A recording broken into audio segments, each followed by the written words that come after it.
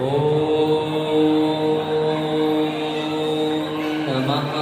सिद्धेभ्यः।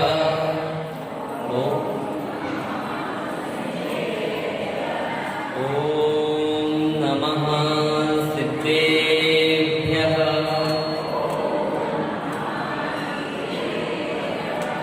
ॐ नमः सिद्धेभ्यः। नमो अरिहन्ताणं नमो सिद्धाणं नमो आयरीयाणं नमो वज्रायाणं नमो लोये सवसारूढं। मेरे पवित्र मन में गुरुदेव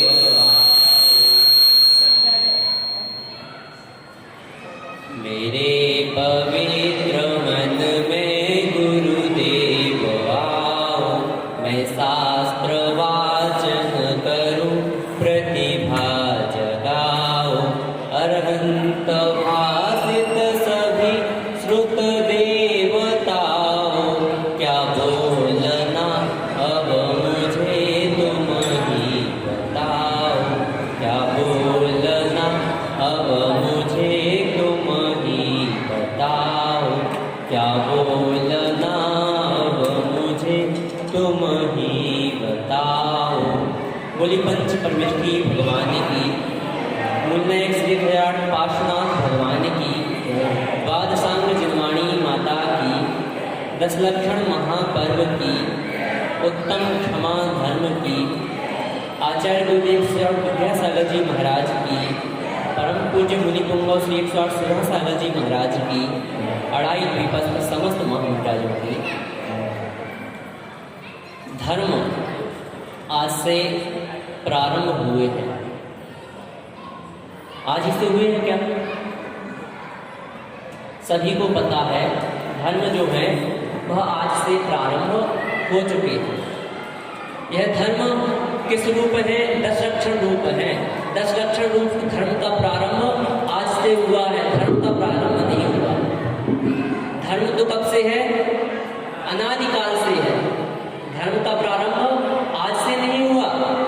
यह तो जो है यह 10 लक्षण रूप जो धर्म है उनका प्रारंभ आज से हुआ है। और यह भी जो धर्म है, यह जो 10 लक्षण धर्म है, यह भी अनादिकाल से मनाए जा रहे हैं। धर्म जो है 10 लक्षण धर्म है, यह कितनी बार मनाए जाते हैं? 3 बार मनाए जाते हैं। एक तो चैत्र मास में, द्वितीय भाद्रपद मास में और तृतीय माघ मास में। 3 बार यह 10 लक्षण पर्व आते हैं। और इनको मनाने का कारण क्या है? इनका प्रारंभ कहाँ से हुआ? तो इनका प्रारंभ जब यह काल परिवर्तन होता है, और काल परिवर्तन के समय प्रथम तो 7 दिन अर्थात 7 दिन 7 प्रकार की कुवृष्टियां होती हैं, अर्थात 49 दिन तक कुवृष्टियां होती हैं। पश्चात 49 दिन तक सुवृष्टियां होती हैं। और उसके पश्चात जो देवों द्वारा अथवा स्वयं जो जोड़े बचे हुए थे, कहाँ बचे हुए थे? कैलाश पर्वत की गुफाओं में, या जो ऊंची गुफाएं हैं, ऊंचे पर्वत हैं, उनमें जो जोड़े बचे हुए थे उनके द्वारा यह उत्सव रूप में मनाया गया। और इनको क्या नाम दिया गया? 10 लक्षण धर्म। और यह जो 10 लक्षण धर्म है कितने प्रकार के होते हैं? तो नाम से ही मालूम होता है 10 लक्षण धर्म, अर्थात 10 प्रकार के लक्षणों वाला धर्म। 10 लक्षण कौन से हैं? तो उत्तम क्षमा, उत्तम माधव, उत्तम आर्जव, उत्तम सोच, उत्तम सत्य, उत्तम संयम, उत्तम तप, उत्तम त्याग, उत्तम आकिंचन और उत्तम ब्रह्मचर्य। यह 10 लक्षण रूप धर्म है। इन 10 लक्षणों में सभी शांत रहे। जो भी यह बच्चे उद्यम कर रहे हैं, शोर कर रहे हैं, शोर शांत कर रहे हैं। यह जो 10 लक्षण रूप धर्म है, इन्हीं 10 लक्षण रूप धर्म में हम क्या कर रहे हैं? आज से मना रहे हैं। आज हम क्या मना रहे हैं? प्रथम दिवस मना रहे हैं उत्तम क्षमा का। और क्षमा क्रोध के बिल्कुल विपरीत होती है। किसके विपरीत होती है? क्रोध के। और जो क्रोध है वह कब आता है? जब हमारे लिए अनुकूलता नहीं मिलती है, या जो कोई भी कार्य है वह हमारे अनुकूल नहीं होता है। और जब कोई कार्य अनुकूल नहीं होगा तो हमें स्वयं में गुस्सा नहीं आएगा। तो हम क्या करते हैं? हम सोचते हैं हमारा पुत्र है, हमारी पत्नी है, या हमारे जो परिवारजन हैं, मित्र हैं, यहाँ तक कि हम ईश्वर को भी, भगवान को भी अपने अनुरूप, अपने अनुकूल चलाने के लिए उद्यत रहते हैं। हम किसी के अनुकूल नहीं चलना चाहते। हम क्या करते हैं? हम भगवान को अपने अनुकूल कर लेते हैं, जिनवाणी को अपने अनुकूल कर लेते हैं। हम जिनवाणी के अनुकूल नहीं चलते हैं।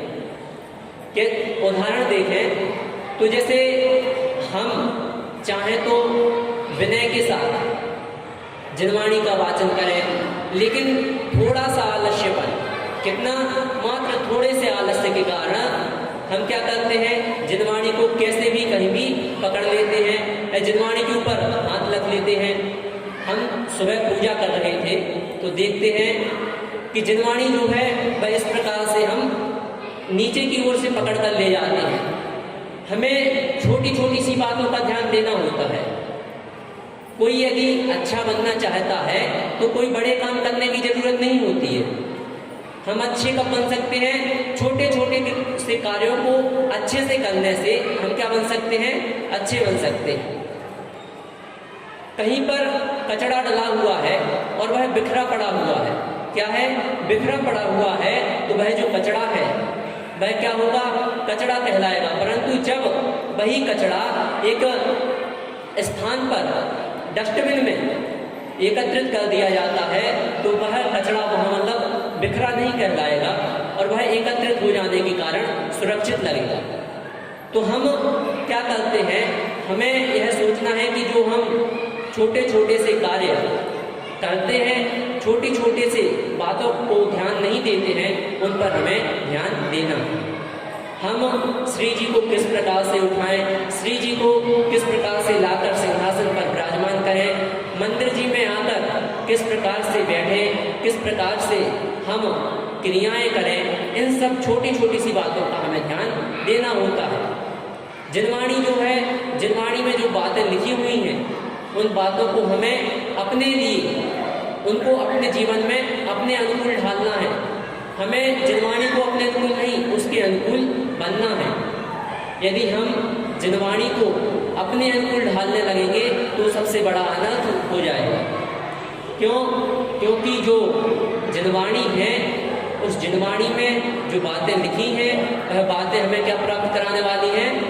मोक्ष को प्राप्त कराने वाली हैं। और जब हम जिनवाणी की बात को मानेंगे, जिनवाणी के अनुरूप चलेंगे, तो हम सांसारिक सुख जो है, क्या है? सांसारिक सुख जो है, उस सांसारिक सुख को तो वैसे ही प्राप्त कर लेंगे। क्योंकि आचार्य कहते हैं जब कोई एक व्यक्ति भार को उठाता है, क्या उठाता है? भार को उठाता है, और वह भार लेकर 2 कोस तक जा सकता है। और जब एक दिन उसका मालिक उससे यह कह दे कि अब यह तुम्हें जो भार है, यह जो बोझा है, वह तुम्हें आधे कोस तक ले जाना है, तो क्या उसे कोई दिक्कत होगी? नहीं होगी, क्योंकि वह प्रतिदिन 2 कोस तक जा रहा था और आज उसे आधे कोस जाना है। और जब आधे कोस में कोई दिक्कत नहीं होती है, तो उसी प्रकार से हमें यहाँ समझना है कि जो यह धर्म है, यह हमें क्या प्राप्त करा सकता है? मोक्ष प्राप्त करा सकता है। और जब मोक्ष प्राप्त करा सकता है तो सांसारिक सुख वैभव जो है वह तो वैसे ही प्राप्त हो जाएंगे। अब यहाँ हमें यह भी सोचना है कि जो धर्म है वह मोक्ष को प्राप्त कराते हैं, परंतु उसमें हमें सांसारिक जो सुख है उनकी अभिलाषा नहीं करना है। क्या नहीं करना? अभिलाषा नहीं करना। यदि आप अभिलाषा करेंगे तो आप वह निदान कर लेंगे, और निदान करने से क्या होता है? आपको यदि उससे कोई श्रेष्ठ वस्तु प्राप्त होने वाली होती है तो वह श्रेष्ठ वस्तु प्राप्त नहीं होगी। क्या होगा? जो आपने निदान कर लिया है वह निदान आपका बन जाएगा और वही आपको प्राप्त होगा। हीन वस्तु तो प्राप्त हो सकती है, परंतु श्रेष्ठ वस्तु जो है, श्रेष्ठ वस्तु आपको प्राप्त नहीं होगी। हम जीवों पर थोड़ी थोड़ी सी बातों पर क्रोध करने लगते हैं, और उसका समाधान मात्र एक है। वह क्या है? आचार्य अमित गति जी महाराज भावना द्वादशका जी में कहते हैं, सत्वेषु मैत्रीं गुणेषु प्रमोदं क्लिष्टेषु जीवेषु कृपापरत्वं माध्यस्थ्य भावं विपरीतवृत्तौ सदा ममात्मा विदधातु दैवो। क्या है इसका हिंदी पद्य अनुवाद? सभी को याद होगा। प्रेम भाव हो सब जीवों में, गुणी जनों में हर्ष प्रभु, करुणा स्रोत बहे दुखियों पर, दुर्जन में माध्यस्थ।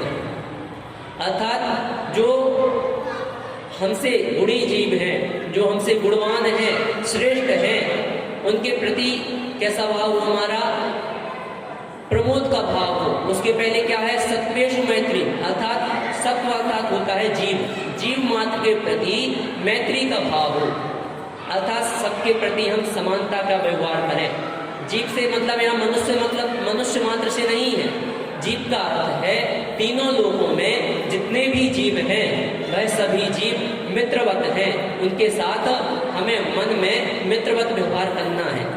जो चींटी आदि हैं अथवा छोटे छोटे से भी जीव हैं, और छोटे जीवों से लेकर जो बड़े बड़े भी जीव हैं उनके प्रति हमें मित्रवत व्यवहार करना है।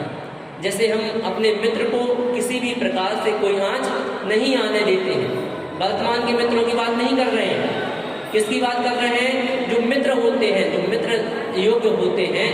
मित्र की परिभाषा होती है जो अपने मित्र को किंचित भी कष्ट ना देख पाए अथवा किंचित भी कष्ट में ना जाने दे। तो हमें क्या करना है? जो छोटे से छोटे जीव हैं और बड़े से बड़े जीव हैं उन्हें किंचित मात्र भी कष्ट नहीं देना है। हमें ध्यान रखना है कि हम जीवों को देखकर चले। जब भी हम जिनवाणी उठाते रखते हैं अथवा किसी भी वस्तु को उठाते हैं रखते हैं, तो उसे उठाते रखते समय इतना ध्यान रखें कि उसके नीचे जीव तो नहीं है, या उसके नीचे किसी भी प्रकार का कोई अन्य पदार्थ तो नहीं है जो आपकी उस जिनवाणी को क्या करा सकता है अथवा किसी भी अन्य चीज को हानि पहुंचा सकता है। आचार्यों के लिए, मुनिराजों के लिए तो ईरिया समिति अर्थात 5 समितियां जो हैं उनका कथन किया गया है, परंतु क्या श्रावकों के लिए वह नहीं है? ऐसा नहीं है कि वह श्रावकों के लिए नहीं है। जितने भी मूलाचार है या जो भी ग्रंथ है उनमें जो भी कथन किया जाता है वह मूल रूप से तो किन के लिए होता है? मुनियों के लिए होता है, परंतु श्रावकों को भी उसका अंश ग्रहण करना चाहिए, जो उसका अंश है। जैसे ईरिया समिति है, हम ईरिया समिति का पालन कैसे करें? जैसे मुनिराज 4 हाथ आगे की जमीन देखकर चलते हैं, कहीं भी जाते हैं तो क्या करते हैं? उन्हें 4 हाथ आगे की जमीन देखकर चलना ही पड़ता है, परंतु हम भी उसका अनुसरण करें। कैसे अनुसरण करें? तो हम 4 हाथ आगे की जमीन देखकर चलें। जब हमारे लिए कोई कष्ट ना हो, क्या ना हो? कोई कष्ट ना हो, किसी प्रकार के बहुत अत्यावश्यक कार्य ना हो, धर्म रूप कार्य ना हो, तो क्या हो? हम अपने आगे की 4 हाथ जमीन देखकर चलें। भाषा समिति का पालन करें। ऐषणा, आदान निक्षेपण और प्रतिष्ठापन, इस प्रकार इन 5 समितियों का पालन करें।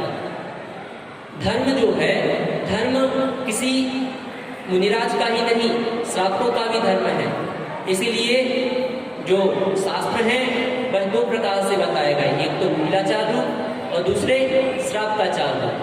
तो श्रावकाचारों में इनके लघु जो मतलब शॉर्ट रूप है उसका कथन आता है। अब जो यह धर्म है, यह धर्म तो आचार्यों ने बहुत प्रकार से कहा।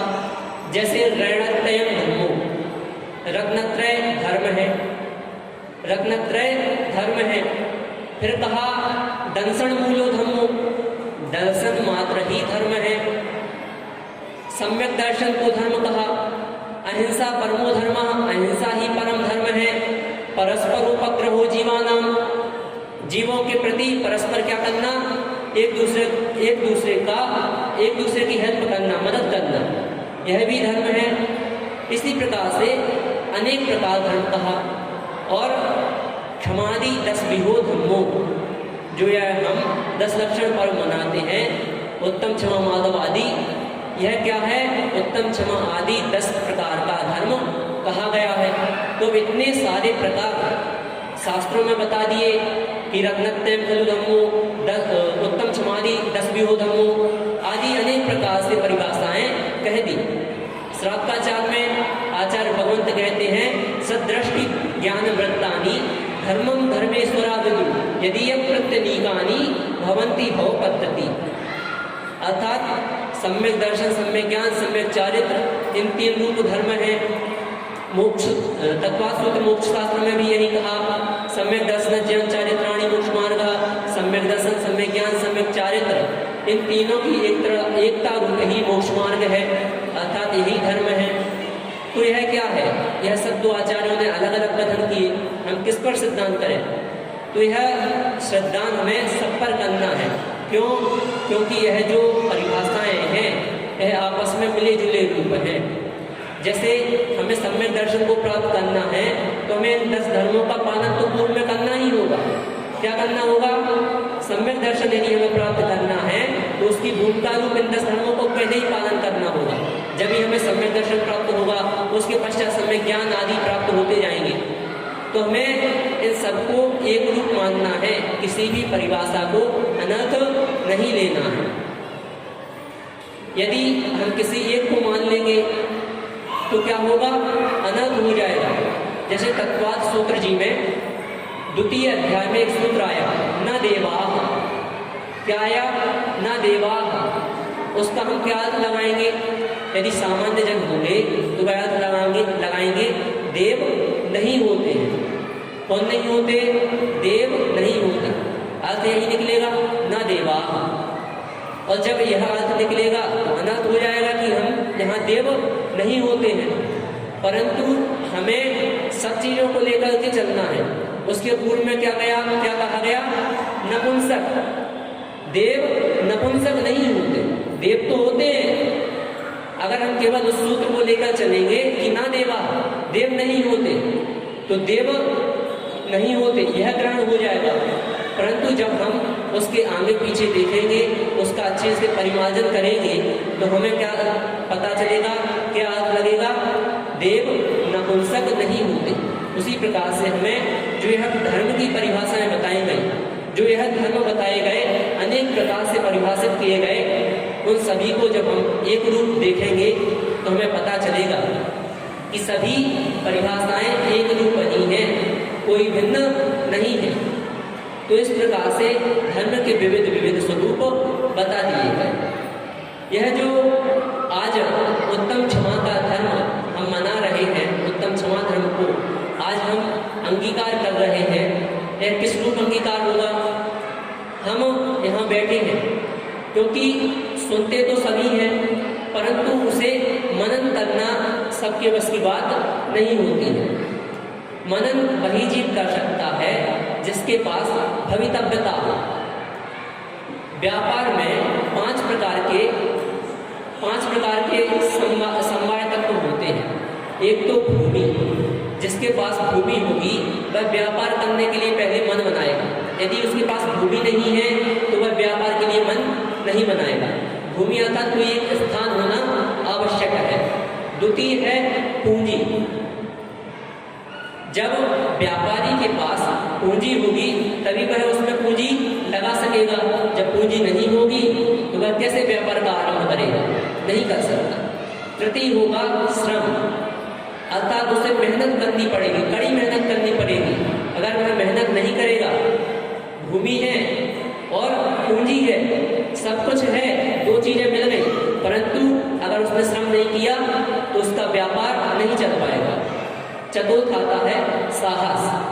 अब व्यापार तो प्रारंभ हो गया, मेहनत बहुत कड़ी कर रहा है, परंतु जो आसपास की नेगेटिविटी है, जो आसपास के असामाजिक तत्व हैं, अथवा कोई भी कठिनाई आती है तो उनसे निपटने का उसके पास साहस होना चाहिए, तब वह व्यापार में आगे बढ़ सकता है। और अंतिम है संगठन, अर्थात जो यह चारों पहले के बताए गए हैं, इन सभी का उसके पास संगठन होना चाहिए, अपने मन में दृढ़ सिद्धांत होना चाहिए, तभी वह व्यापार में क्या हो सकता है, व्यापार को आगे ले जा सकता है। उसी प्रकार से धर्म के भी 5 समवायी तत्व हैं। उसमें पहला है उपादान शक्ति, अर्थात उपादान शक्ति, जैसे आप लोग यहाँ बैठे हुए हैं, यह उपादान शक्ति नहीं है। उपादान शक्ति है जैन। आप कौन हैं? जैन। बहुत सारे लोग जो जैन हैं, भोपाल नगर में आपके भानपुर में ही कितने सारे जैन हैं। 35 घर मुझे पता था कि 35 घर इस मंदिर से जुड़े हुए हैं, तो 35 घर पूरे यहाँ बैठे तो नहीं है। तो यह क्या है? उपादान शक्ति जो है, उपादान शक्ति में जो जैन है वह उपादान शक्ति है। उसके पश्चात निमित्त। जैन तो सभी लोग हैं, परंतु अपने निमित्त क्या मिलता है? जो जैन है जरूरी नहीं वह प्रत्येक मंदिर आते हैं, जरूरी नहीं वह शास्त्र स्वाध्याय करते हैं, जरूरी नहीं है वह प्रवचन में बैठे हैं, जरूरी नहीं है वह प्रत्येक पूजन कर रहे हैं। लेकिन यह किसके के साथ होता है? जिसके लिए ऐसे निमित्त मिलते हैं, जिसके ऐसे मित्र बन जाते हैं, वह क्या करते हैं? प्रत्येक पूजन करते हैं, अभिषेक करते हैं, स्वाध्याय करते हैं, आदि समस्त धार्मिक क्रियाओं में अग्रसर होते हैं। तो यह क्या है? निमित्त। और तीसरा है भवितव्यता। अब निमित्त तो मिल गया, निमित्त क्या हुआ? निमित्त मिल गया, मित्र अच्छा है। मित्र क्या है? अच्छा है, आसपास के साधन जो हैं अच्छे हैं, परंतु वह जो व्यक्ति है वह अपने माता पिता के साथ, अपने मित्र के साथ यहाँ तक आया, परंतु क्या है? बाहर रह गया। कहाँ रह गया? बाहर। जिस प्रकार समूह शरण में जाने में क्या होता है? बाहरी जो मिथ्या दृष्टि जीव होते हैं वह बाहर ही रह जाते हैं। वह समूह शरण में अंदर जो सभाएं होती हैं उनमें श्रावक की सभाओं में प्रवेश नहीं कर पाते हैं। उसी प्रकार से क्यों? क्योंकि वह मिथ्या दृष्टि होते हैं। उसी प्रकार यहाँ हमें क्या चाहिए पड़ती है? भवितव्यता चाहिए है। पंचम काल में कहा सम्यक दृष्टि कौन है? हम तो जानते नहीं है, ना ही हमारे पास अपना क्षयोत्सम है, ना ही अवधि ज्ञान है। हम कैसे पता लगाएं सम्यक दृष्टि कौन है? तो आचार्य श्री विद्यासागर जी कहते हैं कि जो एक बार मंदिर में प्रतिदिन मंदिर आता है अथवा जो प्रभु की भक्ति करता है, कैसे करता है? दिखावे से नहीं। हम यहाँ बैठे तो हैं, परंतु कैसे बैठे हैं?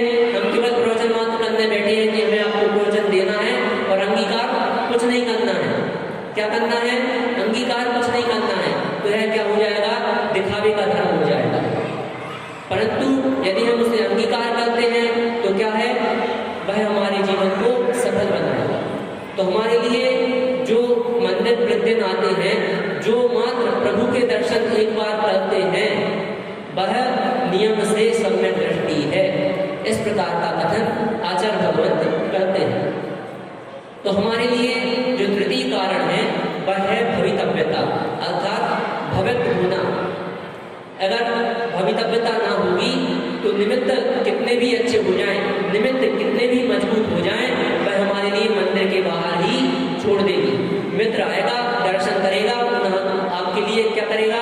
मंदिर के बाहर से पुनः आपको संग मिल जाएगा और आप पुनः वापस चले जाएंगे। अर्थात तृतीय कारण जो है भवितव्यता का होना भी आवश्यक है। चतुर्थ है काल। अभी कोरोना काल चढ़ा, कितने भी हमारे लिए भवित, हम कितने भी भवित थे, हमने घर में ही रहकर क्या करना पड़ा? पूजन करनी पड़ी। जिसके भी नियम थे, अच्छे अच्छे श्रावक, अच्छे अच्छे ब्रह्मचारी भैया जी, सभी को घर में रहना पड़ा। किसी को भी मंदिर के दर्शनों का लाभ नहीं मिल पाया, सभी घर में रहे। हमारे पास सब कुछ साधन थे, क्या था? सब कुछ था, परंतु एक काल ऐसा आया, काल विशेष था। यह काल केवल कोरोना काल ही नहीं, हमारे वर्तमान युग के शास्त्रों में कितने ही, जब भद्रबाहु स्वामी के समय में अकाल पड़ा था, 12 वर्ष तक अकाल चला, सभी ने क्या कर लिया? छाल के वस्त्र आदि आदि अनेक प्रकार के जो आडंबर थे वह अपनाना प्रारंभ कर दिए थे। तो एक काल का भी प्रभाव होता है कि हमारे लिए धर्म का सद्भाव नहीं मिल पाता। पिछले वर्ष पर्युषण पर्व या अष्टाधिका पर्व जो 16 कारण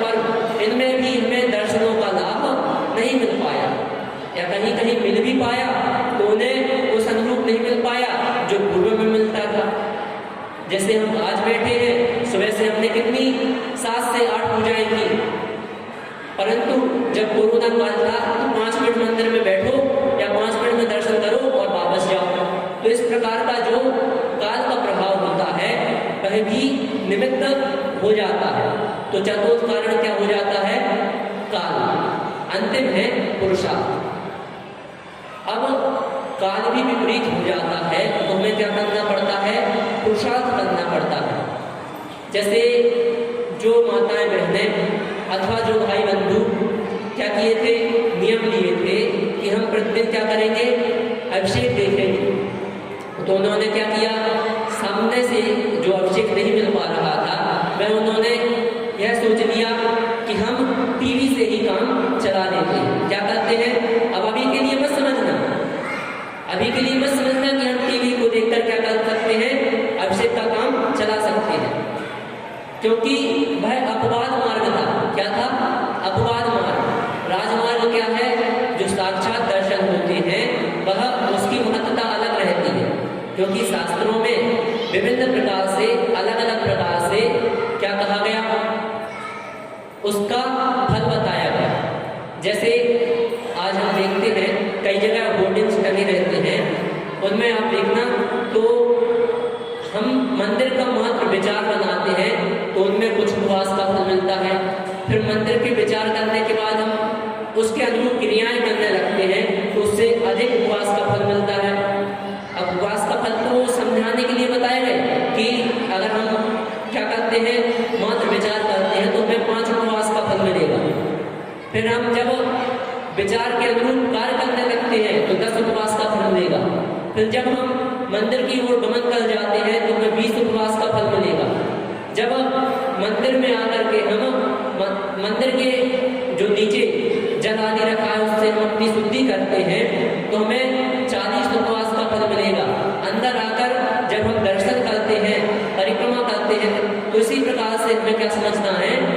यह समझना है कि जो हमारा यह धर्म है वह क्या है? केवल टीवी मात्र का नहीं है। अगर आप टीवी में देखते हैं तो उसमें उतना पुण्य नहीं है जितना कि सामने दर्शन करने में है। यदि टीवी मात्र में पुण्य होता या मात्र जो फोटो आदि होते हैं उनमें पुण्य होता तो लोग जो है अपनी भक्ति भाव प्रकट करने सम्य शिखर जी कभी नहीं जाते। कहाँ नहीं जाते? सम्य शिखर जी नहीं जाते। 27 किलोमीटर की पैदल वंदना नहीं करते, या जो 54 किलोमीटर की जो परिक्रमा है वह नहीं करते। वह क्या करते?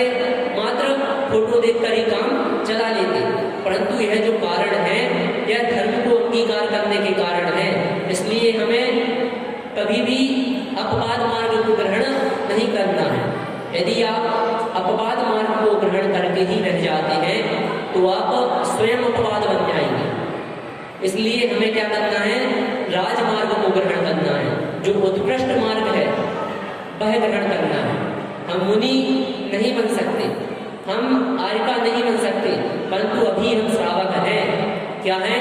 अभी हम श्रावक हैं तो हम श्रावक के धर्म को उत्कृष्टता से पालन करें और भावना पाएं कि हे प्रभु, हे आचार्य भगवान, हम भी आपके समान बन सकें, हम भी आपके जैसे बन सकें। इन 10 लक्षण धर्मों में अनेक लोग एकासन करते हैं, उपवास करते हैं, अनेक प्रकार के नियम लेते हैं, हरि आदि का त्याग करते हैं, कुछ लोग नग्न चप्पल आदि का त्याग करते हैं, कुछ लोग अपने घर में स्वाध्याय करते हैं, मंदिर जी आकर भी अभिषेक पूजा करने के पश्चात घर में भी उनका स्वाध्याय चलता रहता है।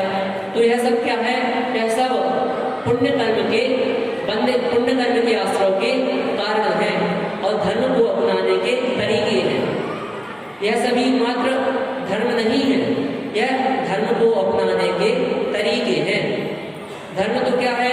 धर्म जो है वह 6वें गुणस्थान से लेकर और ऊपर के जो गुणस्थान है अर्थात 14वें गुणस्थान तक जो जीव होते हैं वह सही रूप में धर्म को अंगीकार करते हैं।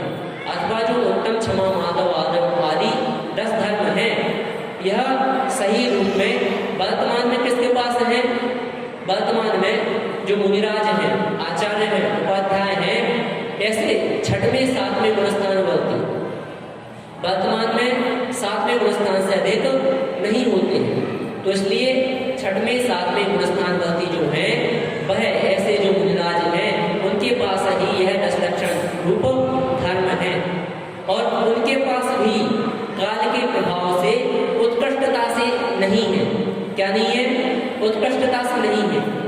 अब कुछ लोगों का कहना होता है, जैसे केवल रवि किरणों वाली पूजा करते हैं, उसमें क्या आता है कि जो मुनिराज होते हैं वह क्या करते हैं? निर्जन वन में, क्या निर्जन वन में तप करते हैं। जब सर्दी होती है तब कहाँ जाते हैं? जहाँ बहुत ज्यादा सर्दी पड़ रही होती है वहां जाते हैं। जब गर्मी होती है, जब कहाँ रहते हैं? तो ऊंची चट्टानों पर, ऊंचे पहाड़ों पर, ऐसे स्थानों पर जहाँ बहुत ज्यादा उष्णता, जहाँ बहुत ज्यादा गर्मी हो, ऐसे स्थानों पर जाकर तप करते हैं। परंतु यह उत्कृष्टता से है। वर्तमान में अधिकाधिक मुनिराज जो हैं वह इस प्रकार से आचरण नहीं कर सकते हैं, इसलिए उनके लिए अपवाद रूप में क्या कहा गया कि वह निवास करें। तो उनके लिए क्या कहा? किस प्रकार से निवास करें? ऐसे स्थान पर निवास करें जहां आप अपने अधिकार को कायम न करें, अर्थात जहां भी आप निवास करते हैं उस पर आप अपना हक नहीं जमाएं। यदि आप उस पर अपना हक जमाने लगेंगे कि यह क्या है, जैसे हम इस कमरे में रहेंगे तो यह कमरा क्या है? यह कमरा मेरा है, तो यह नहीं कहा जा सकता। यदि उस कमरे में कोई और व्यक्ति आकर निवास करना चाहे तो वह उस कमरे में निवास कर सकता है, उससे कोई यह नहीं कहेगा कि यह मेरा है, अर्थात ममत्व का परिणाम वहां पर नहीं रहेगा। तो इस प्रकार से जो मुनि धर्म होता है वह उत्कृष्टता से तो क्या है? वह ही है कि शीतकाल में क्या करना है? जो ठंडे स्थान है वहां जाना है। उष्ण काल है तो वहां पर्वतों पर जो गर्म चट्टाने हैं वहां जाकर तप करना है। तो उत्कृष्टता तो यही है। और वर्तमान में भी ऐसे अनेक मुनिराज हैं, ऐसे अनेक आचार्य हैं जो क्या करते हैं? इस प्रकार के कठिन तपों को भी धारण करते हैं। अभी सुनने में आता है कि बहुत से मुनिराज ऐसे हैं जो अनेक दिवसों में, 1.5 साल में भी, अभी वर्तमान में ही अंतर्मना प्रसन्न सागर जी शिखर जी में विराजमान है, जो लगभग 1.5 साल में मात्र 60 आहार करेंगे। कितने? 60 आहार। तो इतने कठिन तपों को करने का सामर्थ्य वर्तमान में भी मुनिराज आदि उठाते हैं। आचार्य विशुद्ध सागर के संग में एक प्रत्यक्ष सागर जी मुनिराज थे। जब मैं मोराजी में पढ़ता था तो वहां पर प्रत्यक्ष सागर मुनिराज जी ने 16 कारण के 32 उपवास किए। क्या किए? पूरे 32 उपवास। 5 दिन में एक बार जल क्या लेते थे? 5 दिन में एक बार जल लेते थे। हम यदि एक दिन उपवास कर लें और द्वितीय दिवस क्या करें? जल लें तो हमसे जल अंदर नहीं जाता। हमें पहले उसके अनुरूप क्या करना पड़ता है? पहले उगाली बनाएंगे, उसमें अच्छा घी डालेंगे, उसमें फिर जब हमारे गले को क्या हो जाएगा वो संतुलन बना लेंगे, तब हम क्या करते हैं? अन्न ग्रहण करते हैं। ऐसे ही हमारे अंदर जल नहीं जाता है, पूरी हम सारी क्रियाएं कर लेते हैं, परंतु मात्र जल को क्या करते थे? ग्रहण करते थे, वह भी 5 दिन में एक बार। ऐसे 32 उपवास होने किए। 32वें दिन उपवास पूर्ण हुआ। सायंकालीन आचार भक्ति के पश्चात वही आचार्य श्री के समक्ष उनकी समाधि होगी। तो यह जो उपवास आदि है इनको हमें करने से डरना नहीं है। यदि हम एक बार उनकी तबीयत भी बिगड़ी, आचार्य श्री ने कहा, आचार्य विशुद्ध सागर जी ने कहा, आहार यदि लेना चाहो तो प्रायश्चित ले लेना और आहार कर लो, परंतु नहीं, उन्होंने क्या कहा? नहीं, हमने नियम 32 उपवास का दिया था, इसलिए हम 32 उपवास ही करेंगे। तो जब हम जो नियम लेते हैं तो हमें उसे दृढ़ता से पालन करना है, क्योंकि आज हम नियम तो ले लेते हैं। आज छोटे छोटे बच्चों को नियम दिला दिया जाता है, आलू नहीं खाना है। क्या नहीं खाना? आलू नहीं खाना। और छोटे बच्चों की बात नहीं है, यहाँ बड़े बड़े भी जो होते हैं, जो बड़े वृद्ध लोग भी हो जाते हैं, वह उन्हें भी आजकल जब नियम दिलाया जाता है कि आलू नहीं खाना है, बाजार की वस्तुओं का त्याग करना है, तो उस समय तो हो सकता है उनके भाव बन जाते हैं और उस समय भाव बनने के कारण वह त्याग नहीं कर देते हैं। परंतु जब वह क्या होता है, बाजार में निकलते हैं, उनका क्या होता है, मन होने लगता है कि अब हमें आलू खाना है, हमें क्या करना है, गोलगप्पे पीना है आदि अनेक प्रकार की जब वस्तुएं देखते हैं तो मन विचलित होने लगता है। तो जब हम नियम लेते हैं उस समय हमारे जिस प्रकार के भाव हैं, यदि हम उसी प्रकार के भाव को बनाने में आजीवन समर्थ हैं तो समझ लो हमारा वह नियम उत्कृष्टता से पालन हो रहा है। परंतु यदि हमारे भाव बन रहे हैं और हम ठेले तक भी चले गए और ठेले तक जाकर हमने क्या किया, वहां पर अपने आप को रोक लिया, तो 4 प्रकार की चीजें आगम में बताई, अतिक्रम, व्यतिक्रम, अतिचार और अनाचार। अतिक्रम क्या है, हमने कोई नियम लिया, हमने क्या किया, कोई नियम लिया, नियम ये नहीं कहलाते हमने आलू का त्याग कर दिया, यह तो हमारा कर्तव्य है, यह नियम नहीं है। यह क्या है, नियम नहीं है, यह तो हमारे कर्तव्य है। हमें जो आलू प्याज आती है इनमें जीव राशि अत्यधिक मात्रा में पाई जाती है, तो क्या करना है, इनका हमें विवेक पूर्वक पूर्व में ही हमारे जो संस्कार होते हैं, जो जैनों के संस्कार होते हैं, उनमें ही यह त्याग करा दिया जाता है। तो हमारे क्या, जैसे हम उदाहरण को ही ले लें कि आलू जो त्याग करना है वह नियम है, तो जैसे किसी व्यक्ति ने आलू का त्याग किया और वह कहा जाता है, बाजार में जाता है और बाजार में जाकर उसे अनेक प्रकार की वस्तुएं ऐसी दिखाई देती हैं जिसमें आलू मिलाए जाते हैं और उसे खाने का मन, उसे ग्रहण करने का मन उसका होता है, तो वह जाता है और बीच रास्ते में जाता है और वहां से वापस आ जाता है। तो यह तो क्या हुआ, अतिक्रम, उसे क्या लगा, अतिक्रम लगा, अर्थात 25% जो है उसे दोष लगा। व्यतिक्रम क्या है, अब वह निकला बाजार में और बाजार में जाकर ठेले तक पहुंच गया, अथवा जिस वस्तु को उसे लेना है उस वस्तु के पास तक वहां तक चला गया, यह क्या है, यह व्यतिक्रम है। क्या है, व्यतिक्रम। यहाँ तक समझिए आपको 50% दोष लग चुका है और 50% दोष का मतलब अभी आधा आपका नियम शेष है, तो आधा नियम शेष है। अब तृतीय कहा अतिचार, क्या कहा, अतिचार। अतिचार का अर्थ होता है जब हम किसी नियम को लेकर के उसे तोड़ने को बिल्कुल उद्यत हो जाते हैं या तोड़ भी देते हैं। क्या कर लेते हैं, हमने आलू का जो नियम लिया था, हमने जाकर जो गोलगप्पे आदि खाए, हमने वहां क्या किए, खाए, आलू को खाया, परंतु हमने क्या किया, एक दिन खाया और उसका प्रायश्चित ले लिया। इसका मतलब यहाँ यह नहीं समझ लेना कि हम एक दिन खाकर और प्रायश्चित ले सकते हैं, ऐसा बिल्कुल नहीं है। यह मात्र उदाहरण है कि हम एक दिन हमने खाया और कैसे खाया, धोखे से खा लिया या बहुत ज्यादा हमारा मन मचल रहा था तो मन को हम कंट्रोल में नहीं कर पाए और उस कारण से खा लिया तो हमें अतिचार लग गया। तो यहाँ तक भी हम 75% ही अभी क्या हुए हैं, नियम से विचलित हुए हैं। और यहाँ तक हम प्रायश्चित के द्वारा, किसके द्वारा, प्रायश्चित के द्वारा अपने उस दोष को समन कर सकते हैं, दोष का नाश कर सकते हैं। लेकिन यदि आप क्या करते हैं, आपने एक दिन उस नियम को तोड़ दिया और ना तो प्रायश्चित लिया ना ही कुछ लिया, उल्टे क्या सोचा, हमने तो नियम लिया था, अब हमने खा तो लिए ही है, अब डेली खाने दो, क्या करने दो, डेली खाने दो, अब तो टूट ही गया है। तो इस प्रकार का जो होता है यह अनाचार होता है। तो यदि आप क्या करते हैं, किसी चांस में यदि आप किसी नियम को तोड़ भी देते हैं तो आप यह समझिए कि आप प्रतिदिन उसका क्या नहीं करें, उसे ना तोड़ें, क्योंकि एक बार तो क्या कर सकते हैं, अपन प्रायश्चित कर सकते हैं, 2 बार प्रायश्चित कर सकते हैं, 3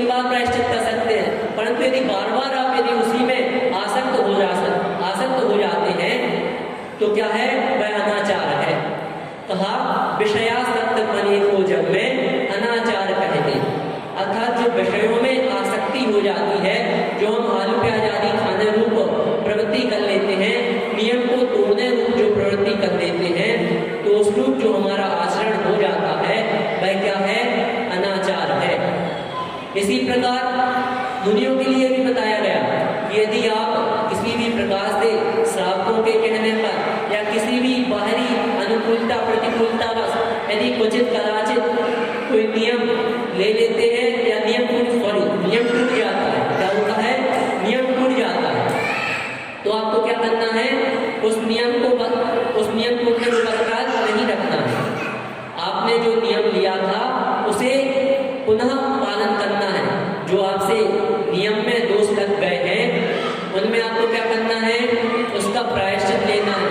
आचार्य के पास जाएं और प्रायश्चित लें और उसके पश्चात अपने जो नियम है, अपने जो कर्तव्य हैं, व्रत हैं, उनका दृढ़ता से पालन करना है। और यही हम श्रावकों के लिए कहा गया। मुनिराजों के लिए महाव्रत रूप में धर्म है और हमारे लिए अणुव्रत रूप में धर्म है।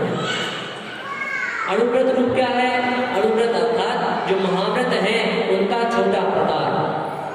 अणुव्रत मूल रूप से 5 प्रकार के कहे: अहिंसाणुव्रत, सत्याणुव्रत, आचर्याणुव्रत, परिग्रह परमाणु व्रत और ब्रह्मचर्याणुव्रत। इस प्रकार यह 5 अणुव्रत कहे। इन 5 अणुव्रतों का जो पालन है वह हमें करना है। और इन 5 अणुव्रतों को पालन करने के लिए हमें इन 10 धर्मों को, रत्नत्रय को, आदि सभी को समझना होगा। क्यों? क्योंकि जो पहला अणुव्रत है वह क्या है? अहिंसाणुव्रत। और यह क्षमादान, माता, वाचा, शौच आदि जो 10 धर्म हैं, यह 10 धर्म हमें अहिंसाणुव्रत की ओर दृष्टिगत करते हैं। हमें किस प्रकार से अहिंसा अणुव्रत का अथवा अहिंसा महाव्रत का पालन करना है, यह 10 धर्म हमें बताते हैं। इसलिए हमें इन 10 धर्मों को समझना अत्यंत आवश्यक है। आज तो क्या है? प्रथम दिवस ही है। क्या आज तो क्या है? प्रथम दिवस ही है। और इस प्रथम दिवस में हम क्या समझते हैं? केवल उत्तम क्षमा धर्म को ही समझते हैं। परंतु यह जो 10 धर्म है वह 10 धर्म अलग अलग नहीं है, भिन्न नहीं है, सभी एक रूप है। जिस प्रकार से वहां तत्पाद सूत्र जी में प्रथम सूत्र में सम्यक दर्शन ज्ञान चारित्राणि मोक्ष मार्गः, सम्यक दर्शन, सम्यक ज्ञान, सम्यक चारित्र, इन तीनों की एकता।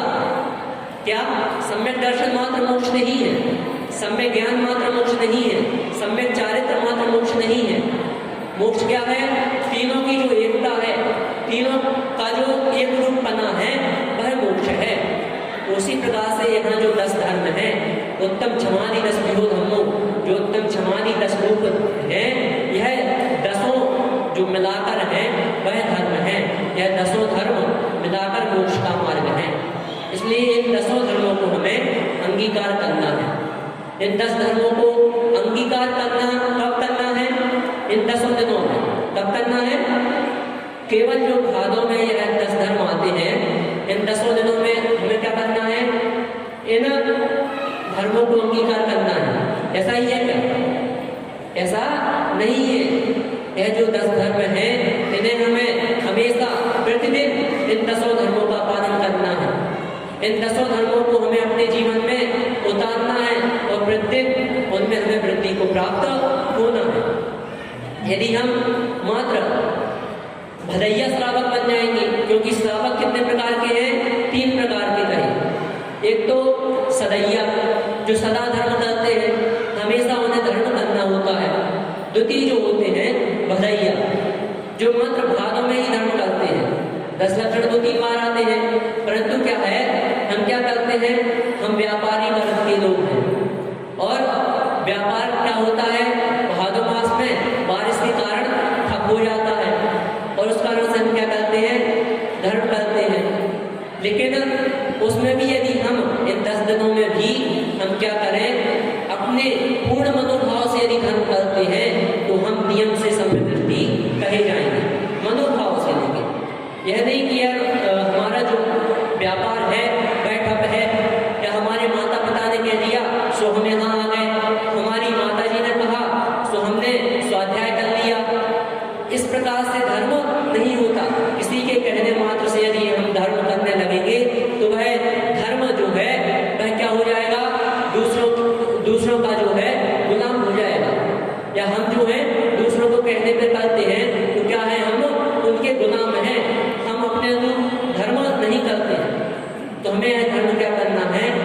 मनोभाव से करना है। यदि मनोभाव से नहीं करेंगे तो हमें पाप का आश्रय होगा।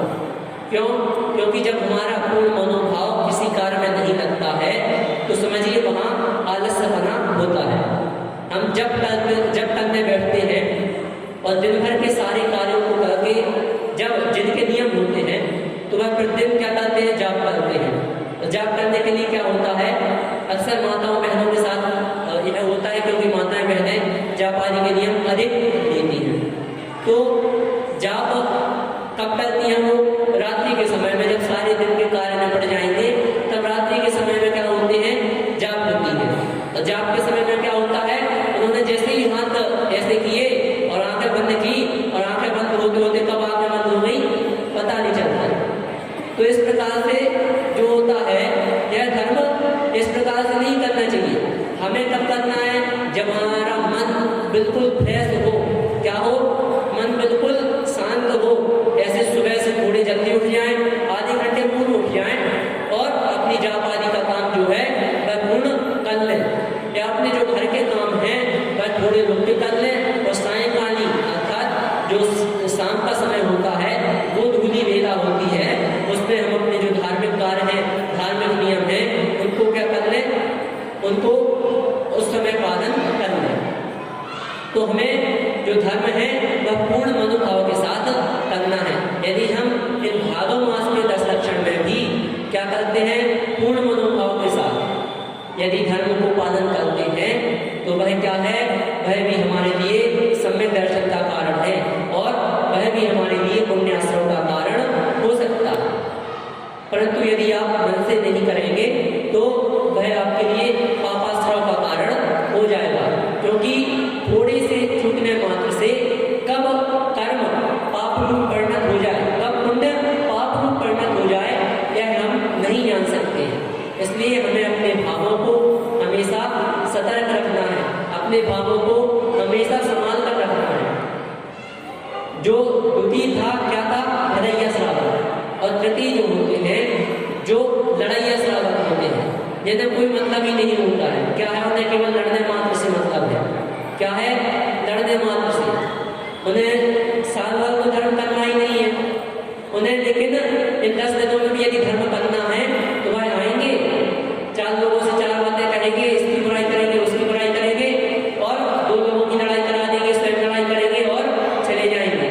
तो स्वयं का तो पापाश्रय वो करते ही हैं और साथ में दूसरे का भी पापाश्रय करा के जाते हैं। इसलिए ऐसे लोगों से क्या होना है? आपको सावधान होना है। जो मात्र लड़ने के लिए होते हैं उनसे आपको सावधान होना है, क्योंकि वह स्वयं तो पापाश्रय कर रहे हैं परंतु वह आपका भी अहित कर रहे हैं। ऐसे लोगों से बच के रहना चाहिए। तो इस प्रकार से जो 3 श्रावक बताए, एक तो सदैया, दूसरे भदैया और तीसरे लड़ैया, तो यह 3 प्रकार के श्रावक बताए। यह कथन इसलिए किया क्योंकि भादो मास में अपन क्या करते हैं? यह 10 लक्षण पर्व मनाते हैं। सभी जगह पूर्ण भक्ति भाव से, पूर्ण मनोभाव से हम इन 10 लक्षण धर्म को मनाते हैं। तो इन जो 10 लक्षण धर्म है इनको हमें अपने जीवन में अंगीकार करना है। क्षमा धर्म है, इसको भी हमें कैसे अंगीकार करना है? स्वभाव से अंगीकार करना है, क्योंकि यह भी 3 प्रकार से अंगीकार कहा। क्षमा भी 3 प्रकार की कही। आप लोगों को यह ज्ञात ही होगा क्योंकि यह अक्सर यह विषय आ जाता है कि क्षमा 3 प्रकार की है। एक तो क्या है? मजबूरी वश जो क्षमा होती है, मजबूरी क्या है? दूसरी होती है हीनतावश क्षमा, अथवा जो दूसरी क्षमा है वह जो है वह निर्बलतावश जो होती है। हमें सामर्थ्य नहीं है, सामर्थ्यता जब नहीं होती है, निर्बलता होती है, वह दूसरी क्षमा है। तीसरी प्रकार की जो होती है वह होती है वास्तविक क्षमा। उदाहरण से समझें तो एक व्यक्ति जो है वह ऊपर कसरत कर रहा है और उसके कसरत करते समय एक ईंट नीचे गिर गई और वहां से एक व्यक्ति निकल रहा था।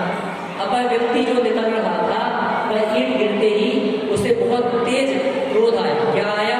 बहुत तेज गुस्सा आया।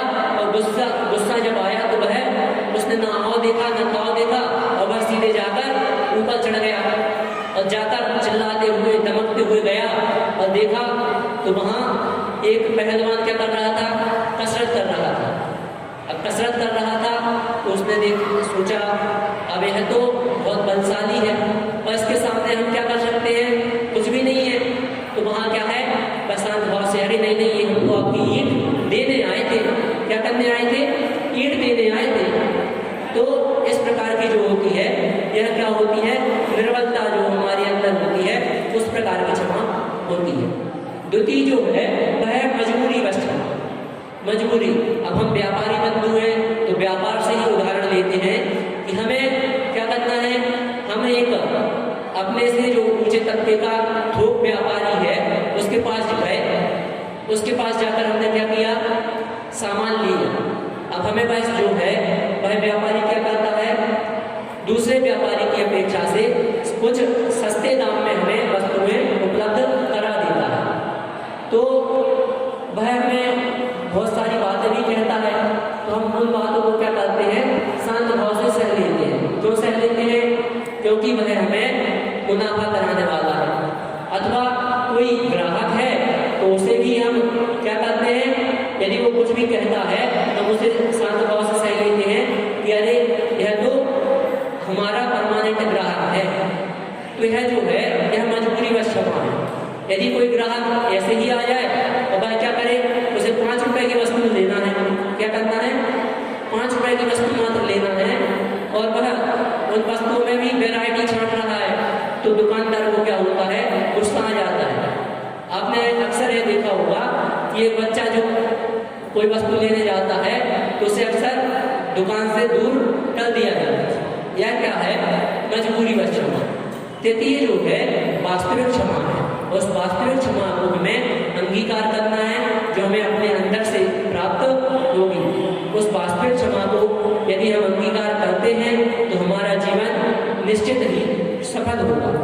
यदि हम उस वास्तविक क्षमा को धारण नहीं करते हैं तो हमें क्षमा धारण करने का कोई अधिकार नहीं है, क्योंकि जो पूर्व की 2 क्षमा कही, एक तो मजबूरी वश क्षमा और दूसरी जो कही वह निर्बलता वश क्षमा, यह दोनों क्षमा ही कर्मबंध के कारण ही है।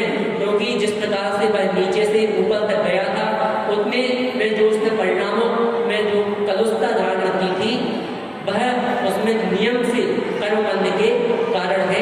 इसलिए हमें जो तृतीय क्षमा है, वास्तविक क्षमा, उसे अंगीकार करना है।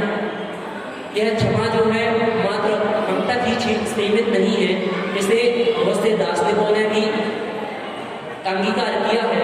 एक रॉबर्ट ब्राइनिंग नाम के एक दार्शनिक हुए जिन्होंने कहा good is forgive, great is forget, अर्थात क्षमा कर देना क्या है, क्षमा कर देना तो अच्छा है, परंतु जो भूल जाना है वह सर्वोत्तम है।